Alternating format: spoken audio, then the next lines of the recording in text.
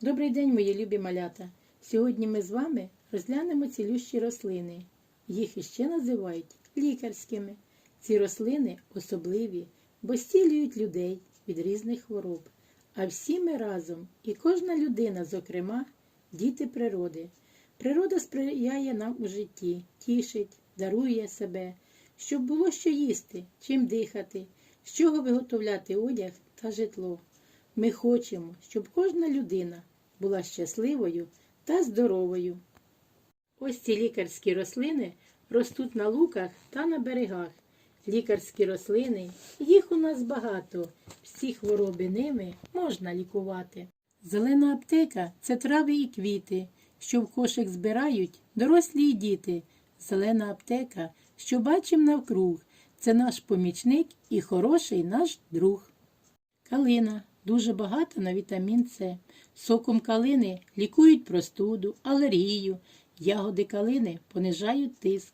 На свята печуть пиріжки з калиною, готують квас, варять кисіль і варення. З мяти готують заспокійливий чай. А кропива зупиняє кровотечі, заживляє рани, а ще вона зміцнює волосся, її додають до страв. Чай шипшини покращує роботу серця, додає сили. Масло з рослини швидко заживляє рани. Мати й мачуха допомагає при простуді і сильному кашлі.